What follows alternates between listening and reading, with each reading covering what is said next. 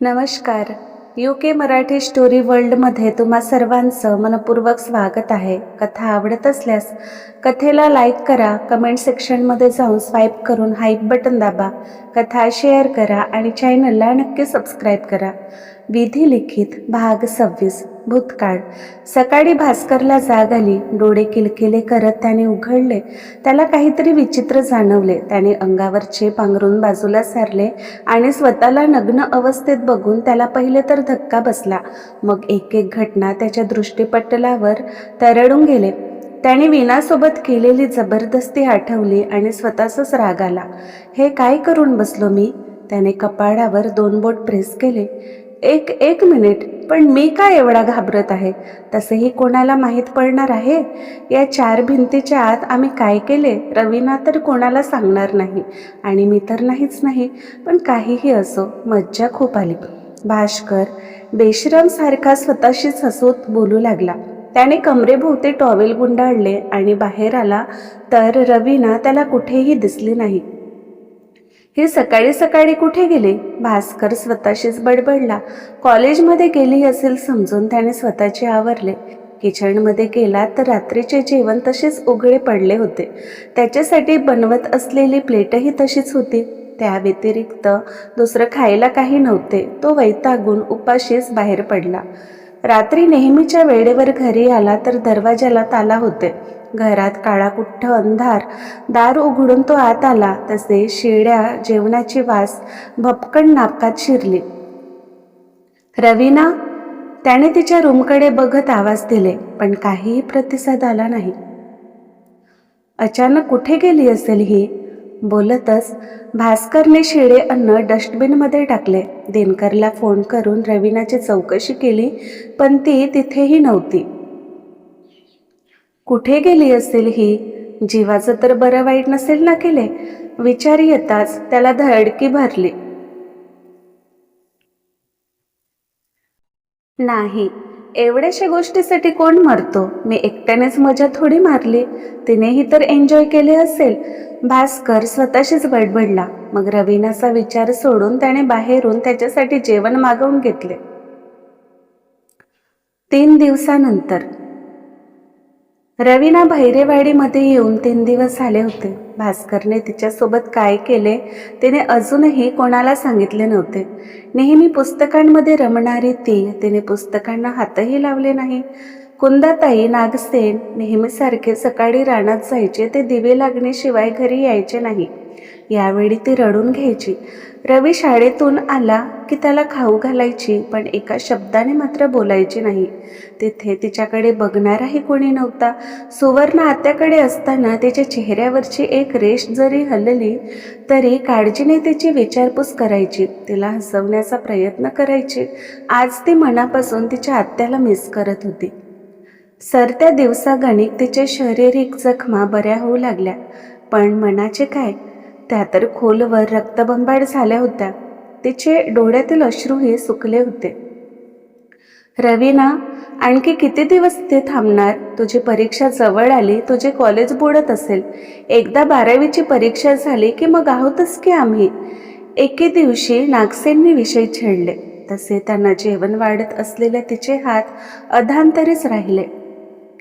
मी आता नाही जाणार बाबा, मी एक्झामच्या वेळेसच जाईन, रवीना शांत स्वरात बोलली. अगं पण का? तिथे तुला काही त्रास आहे का? ताईने तुला स्वतःच्या मुलीसारखे जपले. आता तिथे तुझी गरज आहे. भास्कर एकटाच आहे, त्याला रांधून वाढायला कोणीतरी नको का? नागसेन तिच्याकडे नाराजीत बघू लागले. भास्करचे नाव ऐकताच तिचे डोळे भरून आले. तो त्याचे बघू शकतो बाबा, तसेही तो घरी असतोच कुठे. मी तुम्हाला सोडून कुठेही जाणार नाही, मी इथेच ठीक आहे, रवीना कातर स्वरात बोलली. अहो, पोर एवढी म्हणत आहे तर राहू द्या की. मग समोरचे शिक्षण आणि तिचे लग्न झाले तर कायमचे आपल्यापासून दूर जाईल. तो मुलाची जात बघून घेईल त्याचे, तो नाहीतर दिनकर आहेच की, कुंदाताई बोलल्या. अगं पण हे बरं दिसणार का? ताई असताना रवीना तिथे सुखात होती, आता लोक आपल्याला बोलतील नाही का? नागसेन बोलले. रवीना काहीच बोलली नाही, पण कुंदाताईने त्यांना मानवले. मग मनात नसूनही नागसेनने तिला भैरेवाडीमध्ये राहण्याची परमिशन दिली. नॉर्मल दिवस असते तर रवीनाला नक्कीच आनंद झाला असता, पण भैरेवाडी म्हणजे तिचे सुखरूप ठिकाण, एकांतात दुःखाला विसरण्याचे ठिकाण होते. असेच काही दिवस निघून गेले. रवीना आता बरीच सावरली होती. पहिलेसारखी हसत खेळत तर नव्हती, पण आता सगळ्यांशी बोलायची. पण तिचे हे हसू जास्त दिवसासाठी नव्हते. एके संध्याकाळी त्याच्या दारासमोर पांढऱ्या रंगाची स्विफ्ट डिझायर थांबली. त्यातून दिसायला देखणास म्हणावं असा 25 वर्षाचा तरुण उतरला. तो भास्कर होता. त्याला बघताच विनाचे काळजात धस्स झाले. ती थरथर कापायला लागली. तिच्या मुठी सलवार कमीजवर घट्ट झाल्या. डोळ्यात पाणी जमा झाले तर भास्कर गॉगलच्या आडून एकटक तिलाच बघत होता. तेव्हाच कुंदाताई, नागसेन रानातून घरी आले. अरे भास्कर, तू केव्हा आलास? त्याला बघताच नागसेन खुश होत बोलले. ए रवीना, त्याला पाय धुवायला पाणी दे. त्याचा चहा नाश्ता करायचे सोडून त्याला बघत काय बसलीस? जा आतून बकेट घेऊन ये आणि चहा पाण्याचे बघ जरा. नागसेन रवीनावर चिडून बोलले. रवीना नाईलाजाने आत गेली. तिने बकेट अंगणात ठेवली. त्याच्यासाठी चहा बनवायला घेतला. डोक्यात विचारांचे काहूर माजले होते. हा इथे कशाला आला? आई बाबाला काही सांगणार तर नाही ना? आई बाबा मला चुकीचे समजतील का?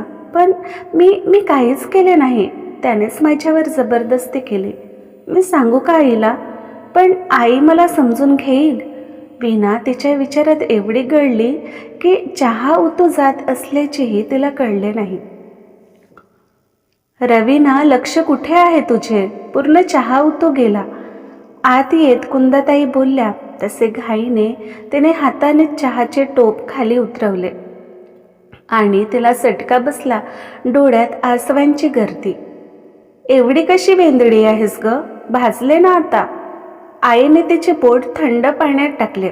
वीणा एकटक आईकडे बघत होती. भास्कर तुला न्यायला आला. तो म्हणतो तू इकडे आल्यापासून रोज बाहेरचे खावं लागत आहे आणि तुझं कॉलेज बुडत आहे म्हणतो. कुंदाताई तिला सांगू लागल्या. आई, मला नाही जायचे कोल्हापूरला. रवीना रडतच बोलली. लहान मुलांसारखे वागू नकोस रवीना. रवीही आता शाळेत जातो. त्याला तालुक्याला इंग्लिश मीडियमच्या शाळेत दाखला घेतले. महिन्याचे पैसे द्यावे लागतात. त्यात वेळेवर तुझा खर्च कुठून पूर्ण करू? ते काही नाही, तू भास्कर सोबत जात आहेस. 2 कपात चहा गाळत आई बोलल्या. तिने रवीनाकडे कटाक्ष टाकून बाहेर निघून गेल्या. रवीना रडतच चुलीतील विस्तवाकडे बघत होते. मनामध्ये नको ते विचार, पण ते अंमलात आणण्याची तिच्यात हिंमत नव्हती. दुसऱ्या दिवशी भास्करने नागसेन कुंदाताईचा निरोप घेतला. त्याने रवीनाकडे पाहिले तर ती तिच्या आईच्या मागे लपत होती. आई प्लीज, मला याच्यासोबत नका पाठवू. मला नाही जायचे कोल्हापूर. बाबा तुम्ही तरी समजून घ्या ना. मला नाही जायचे तुम्हाला सोडून. रवीना केविलवाणा तिच्या आईबाबांना बघू लागली, पण त्यांना विशेष फरक पडला नाही. भास्करने तिचे हात गच्च पकडले आणि त्याच्यासोबत ओढतच घेऊन जाऊ लागला. आई बाबा, ती विनवणी करू लागली तर तिचे आई बाबा भाऊ तिच्याकडे बघत होते. भास्करने जबरदस्ती तिला कारमध्ये कोंबले आणि एक वार तिच्या आईबाबांना बघून स्माईल करून ड्रायव्हिंग सीटवर बसला. कार रस्त्यावरून हळूवार पुढे धावू लागली तर रवीना रडतच तिच्या आईबाबांना वळून बघू लागली. काही तासाच्या प्रवासानंतर दोघे संध्याकाळच्या सुमारास कोल्हापूरला त्याच्या घरी पोहोचले. भास्करने तिचे हात ओढून घरात घेऊन आला. तू स्वतःला खूप हुशार समजतेस हा? मला न सांगता गावाला जाण्याची तुझी हिंमत कशी झाली? तुला तर आता मी सोडत नसतो. तुला माहीत आहे हे 15 दिवस माझ्यासाठी किती बेकार होते. म्हणतच भास्करने तिला हॉलमध्ये असलेल्या बेडवर ढकलून दिले. दादा प्लीज मला माफ कर. माझ्याजवळ येऊ नकोस प्लीज. तू असा नाही आहेस. आपण लहानपणापासून एकत्र मोठे झालो. आपल्यातील नात्याचा तरी मान ठेव.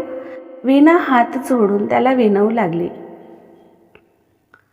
तर लहानपणापासून एकत्र वाढलो म्हणून त्यांच्यात संबंध नाही राहू शकत का? भास्कर अंगावरचे शर्ट काढत बोलला. रवीना घाबरून बेडच्या कडेवर अंग चोरून बसली. त्याने तिचे पाय जवळ ओढून घेत तो तिच्यावर आला. हळूवार त्याचे हात तिच्या शरीरावर फिरत होते, तर ओठ तिच्या मानेवर, चेहऱ्यावर. ती रडत होती, त्याला विनवत होती, पण तो एका शिकारी लांडग्यासारखा तिच्यावर तुटून पडला आणि त्याची इच्छा पूर्ण करून घेतली. जा, आता स्वयंपाकाची बघ, खूप भूक लागली. बाहेरचे खाऊन पूर्ण जिभेची चव गेली. आणखी एक, तू तुझ्या कॉलेजमध्ये जा, 2 महिन्याने तुझी एक्झाम आहे. आईचा तुझ्यावर खूप विश्वास होता. जरा नेहमीसारखे मार्क्स घेऊन ये. परत या 4 भिंतीच्या आत आपल्यात काय झाले कोणाला कळता कामा नये. ते काय आहे ना, मी तर बदमाश आहेच, पण विनाकारण साध्या भोळ्या तुझी बदनामी व्हायची. अंगावर कपडे चढवत भास्कर तिरकस हसत बोलला. रवीनाने रडतच तिचे कपडे घातले आणि फ्रेश होऊन किचनमध्ये निघून गेली. पण हे एवढ्यातच थांबणार होते का? बेरोजगार असलेल्या भास्करला आता कामवासनेशिवाय दुसरं काही दिसायचेच नाही. मित्रात जरी बसून राहिला तरी मन मात्र तिच्याचकडे घुटमळत राही.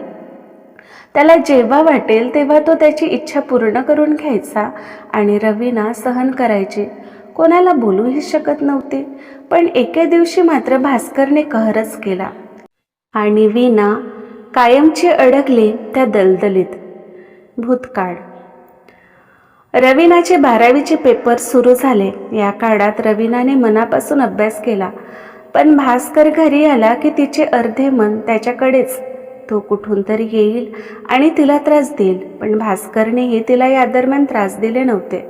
तिची एक्झाम झाली आणि तिने तिचे कपडे बॅगमध्ये भरायला सुरुवात केली. आता ती या जाचापासून सुटणार याचे समाधान होते चेहऱ्यावर. मनात तर होते आत्ताच निघून जावे, पण मजबूर ती. तिच्या गावची शेवटची बस निघून गेली होती. त्या संध्याकाळी रवीना बेडवर पडून होती. डोक्यात विचार. नेहमी दादा म्हणून थकायची नाही ती. तोही तर तिला माया करायचा. पण अचानक आत्या गेली आणि सगळं विस्कळीत झाले. त्याच्या मनात असे कसे क्रूर विचार येऊ शकतात? एवढी कशी कामवासना त्याच्या डोक्यावर हावी झाली असेल? ही कुठली विकृत मानसिकता आहे? ज्याच्यासोबत ते स्वतःला सुरक्षित फील करणार, तोच एकांतामध्ये तिच्यावर अत्याचार करतो. विचार करत वीणाच्या डोळ्यात पाणी दाटून आले. हुंदका दाटून आला तसे उशीत तोंड खुपसून ती मोठमोठ्याने रडायला लागली. तेव्हाच डोरबेल वाजण्याचा आवाज आला आणि तिच्या काळजात धस्स झाले. तिला माहीत होते आज भास्कर नक्कीच तिच्यावर अत्याचार करेल. विचार करूनच तिचे शरीर थरथर कापू लागले. ती घाबरतच दरवाजा उघडायला गेली तर दारात भास्कर आणि त्याचे मित्र होते. ओ रवीना, माझी डार्लिंग. हलकेच नशेत असलेल्या त्याने लगेच तिला मिठी मारली. त्याचे मित्र गोंधळून त्याला बघू लागले तर ती घाबरून त्यांना उगाच तमाशा नको म्हणून ती काही न बोलता आत निघून गेली. तर भास्कर आणि त्याचे मित्र सोफ्यावर बसले. एकटीला तिला बघून त्यांच्याही मनात नको ते विचार आले. शेवटी तेही भास्करचेच मित्र, चांगल्या घरचे उनाड मुलं. ए भास्कर, तुझी बहीण तर खूप भारी आहे यार. त्याचा मित्र हळूच पुटपुटला. हो ना, त्याहून सुंदर ती बेडवर आहे यार. काय मज्जा येते म्हणून सांगू. भास्कर त्याच्या मित्राजवळ बोलून गेला आणि त्यांच्या डोळ्यात चमक आली. काय, बेडवर? म्हणजे तू आणि ती? हां, वा भाई, तुझे तर मजे आहेत. ए भास्कर, आम्हाला पण मजा घेऊ दे ना यार. त्याचा दुसरा मित्र बोलला. नाही, ती फक्त माझी आहे. भास्कर हसत बोलला.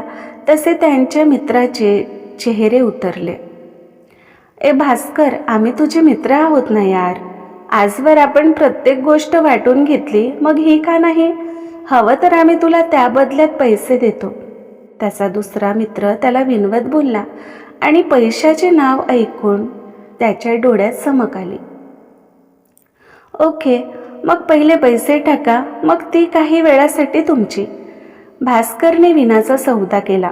तसे त्यांनीही प्रत्येकी 2000 त्याच्या पुढ्यात ठेवले. काही तासाचे 6000, तसेही त्याला काम करायला आवडायचे नाही. दिनकरजवळ तो पैसे मागायचा तर तोही त्याला रागवायचा. पण इथे तर काही काम न करता तो तर मालामाल झाला. ठीक आहे, एन्जॉय, पण जरा सांभाळून. नाजूक आहे ती, तिला काही होता कामा नये, बोलून भास्कर घराच्या बाहेर गेला. त्या संध्याकाळी त्या तिन्ही मुलांनी रवीनावर जबरदस्ती केली.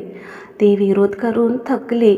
शेवटी एका निर्जीव पुतळ्यासारखे ती बेडवर पडून होती. डोळ्यातून पाणी वाहत होते. तेव्हाच दरवाजा उघडून नागसेन आणि कुंदाताई आत आल्या. मुलीला सरप्राईज द्यावे या विचाराने त्या हळूवार पावले टाकत तिच्या रूममध्ये गेल्या. पण समोरचे दृश्य बघून त्यांच्या पायाखालची जमीनच सरकली. त्यांची मुलगी आणि 3 मुलं नको त्या अवस्थेत. नागसेनने डोळे गच्च मिटून घेतले तर कुंदाताई तोंडावर पदर ठेवून रडतच बाहेर निघून गेल्या. अचानक त्यांना आलेले बघून रवीना पुरती तुटली. ते 3 मुलं तर पळून गेले. विनाने अंगावर कपडे चढवले. आई बाबा समोर जायला तिला कसे तरीच झाले. तेव्हाच तनतनत नागसेन आत आले. तुला विश्वासाने शिकायला पाठवले आणि तू असले थेरे करतेस होय ग?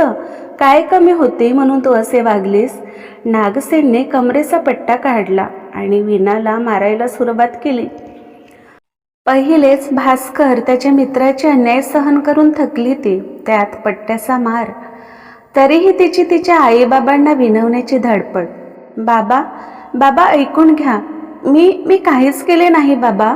तो भास्कर तो खूप वाईट आहे बाबा. हे त्याचे मित्र आहेत. त्यांनी माझ्यावर जबरदस्ती केली. भास्करनेही केली. मला इथून घेऊन चला बाबा. म्हणतच रवीना रडायला लागली. तसे नागसेनने तिला मारायचे बंद केले, पण डोळे मात्र आग ओकत होते. भास्कर घाबरतच आत आला. मामा काय झाले? ही अशी रडत का आहे आणि तुम्ही एवढे रागत का आहात? भास्कर भोळेपणाचा आव्हानात बोलला. रवीनाने जे सांगितले ते खरं आहे. भास्कर, तू आणि तुझे मित्र तिच्यावर जबरदस्ती केली. नागसेन बेल्ट हाताभोवती गुंडाळत बोलले. तसे भास्करने आवंडा गिळला. काहीतरीच काय बोलताय मामा? अहो, ती माझ्या बहिणीसारखी. मी असे कसे तिच्यासोबत चुकीचे वागू शकतो? पाप लागेल मला. आणि राहिली गोष्ट मित्रांची, तर मीही शेजाऱ्यांचे बोलणे ऐकले. मी घरात नसतानाही मुलांना घरात घेत असते. बंद दरवाजा आड यांच्यात काय होते हे तर मला माहीत नाही, पण सगळे बोलतात रवीना धंदा करते. भास्कर घाबरत बोलला आणि रवीना आश्चर्याने त्याला बघू लागली.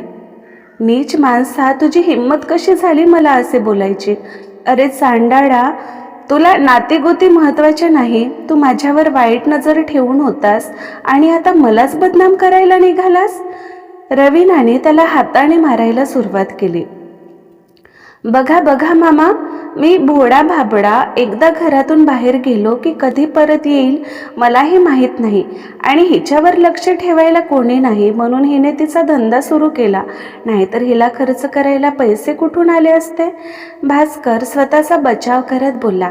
नागसेन, कुंदाताई डोक्यावर हात ठेवून रडायला लागले. बाबा, आई, माझ्यावर विश्वास ठेवा. मी काहीच चुकीचे केले नाही. हा खूप नीच आहे. ह्याच्यावर विश्वास ठेवू नका.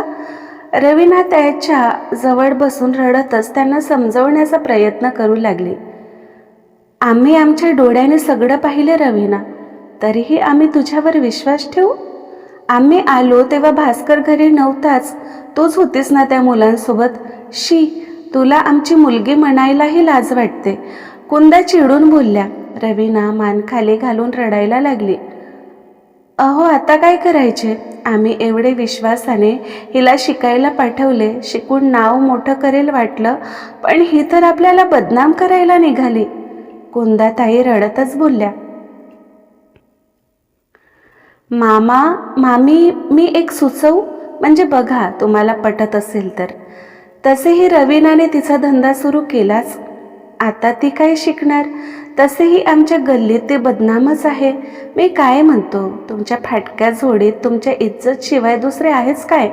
तुम्ही हिला गावाला घेऊन गेले तर ही कशावरून तिथेही तिचा धंदा सुरू करणार नाही? तिथेही ती दिवसभर एकटीच असते ना.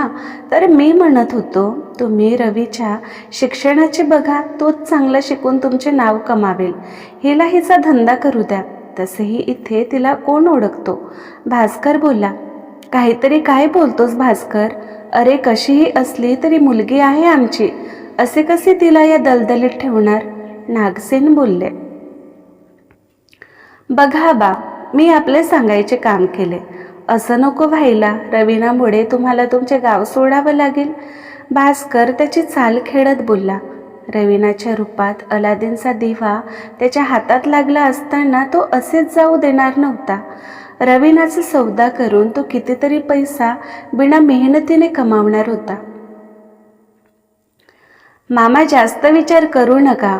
बरं मामा मामी माझ्यासोबत चला, मला बोलायचे आहे तुमच्यासोबत. बोलून भास्कर त्याच्या रूममध्ये गेला तर त्याच्या मागे नागसेन आणि कुंदाताई. तिघात काय बोलणे झाले माहीत नाही, पण काही वेळाने आई बाबा बाहेर आले. ते त्यांच्या डोळ्यात रवीनाविषयी तिरस्कार आणि अनोळखी भाव होते. रवीनाला अपेक्षा होती आता ती तिच्या घरी जाईल आणि तिची या जाचातून कायमची सुटका होईल. रात्रभर तिच्या डोळ्याला डोळा लागला नाही. तसे तिचे आईबाबाही जागेच होते.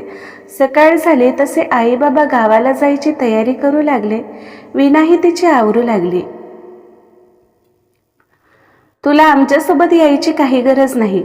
आम्हाला आता तुझ्याशी काही देणं घेणं नाही. तू आमच्यासाठी कायमची मेलीस. यानंतर तू तुझे हे काळे तोंड घेऊन आमच्या समोर यायचे नाहीस. आम्हाला फक्त एकच मुलगा आहे, रवी. नागसेन तिच्याकडे न बघताच वृक्षस्वरात बोलले आणि झपाझप पावले टाकून तिथून निघून गेले.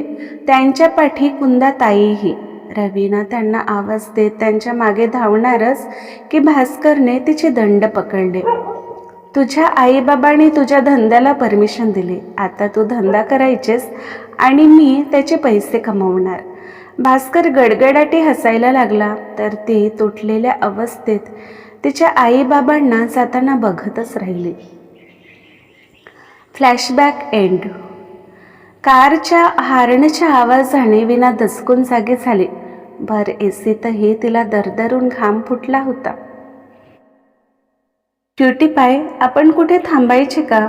तुझी तब्येत ठीक वाटत नाही आहे, विद्युत काळजीने बोलला. विनाने एकटक त्याला बघतच नकारात मान हलवले. जिथे तिच्या आईबाबांनी तिला नाकारले होते तिथे सगळं माहीत असूनही विद्युत तिला स्वीकारत होता, तिच्यावर प्रेम करत होता, तिची काळजी करत होता. माहीत नाही का, विनाला त्याच्या मिठीची खूप गरज भासली. सर प्लीज मला मिठीत घ्या ना. विना दोन्ही हात उचलून केविलवाण नजरेने त्याला बघू लागली, डोळे काहीसे पाणावलेले. काय झाले क्युटी पाय? विद्युतने लगेच तिला मिठीत कवटाळून घेतले. तिचे शरीर पूर्ण थंड पडले होते तर ती भीतीने थरथर कापत होती. त्याच्या मिठीत तिला खूप सुरक्षित वाटत होते. प्लीज सर, मला कधी सोडून जाऊ नका. विना त्याच्या भोवतीची तिची मिठी घट्ट करत कातर स्वरात बोलली. तिने पहिल्यांदाच त्याला हक्काने असे काही बोलली असेल. मी कधीही तुला सोडून जाणार नाही क्युटी पाय, अगदी तू जा म्हणालेस तरीही. विद्युतने तिच्या कपाळावर ओठ टेकवले. कार सिमेंट रोडवरून हळूवार पडत होती. सगळीकडे हिरवेगार रान, बैलाच्या गळ्यातील घुंगरांचा सुमधुर नाद कानाला तृप्त करून गेला. गावातील ती थंडगार शुद्ध हवा. महागडी कार दिसताच गावात चौकामध्ये बसलेल्या लोकांच्या डोळ्यात कुतूहल सोबत आश्चर्यही उमटले. लहान मुले तर कारच्या मागे पडू लागली. तब्बल 14 वर्षाच्या वनवासानंतर विना भैरेवाडीला आली होती. गावात विशेष बदल झाले तर नव्हते, पण कौलारू घरे जाऊन पक्के घरं बनली होती. कच्चे रस्ते जाऊन सिमेंट रोड बनलेले. झेडपी शाळेची नवीन इमारत उभी होती. फायनली त्यांची कार नागसेन मराठेच्या घरापुढे थांबली. कधी काळी कुडाची झोपडी असलेल्या त्या जागेवर 2 मजली टुमदार घर उभे होते. चौफेर वॉल कंपाऊंड, बाहेर भिंतीवर नावाची पाटी लावलेली, आणि हे सगळं वैभव होते वीणाच्या रक्ताने कमावलेल्या पैशाचे. त्याने कधी तिच्या पैशाला नाकारले नाही, पण तिला नक्कीच नाकारले होते. घराकडे एकटक बघत वीणा कारमधून उतरली. डोळ्यावर काळा गॉगल, चेहऱ्यावर दुपट्टा. तिच्या मागेच विद्युतही कारमधून उतरला. वीणाने डोरबेल वाजवली. तसे काही वेळातच एका स्त्रीने दरवाजा उघडले. तर वीणा पाणावलेल्या नजरेने त्यांना बघू लागली. तर त्यांच्या डोळ्यात गोंधळलेले भाव होते. कोण आपण? कुंदाताईने विचारले. वीणा, वीणा कातर स्वरात बोलली. तसे त्या सुन्न झाल्या. क्रमशः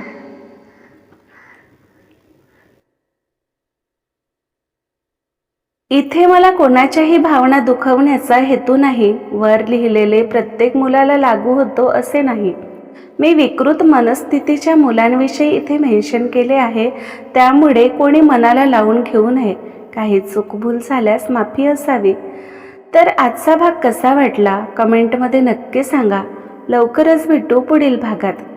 नमस्कार.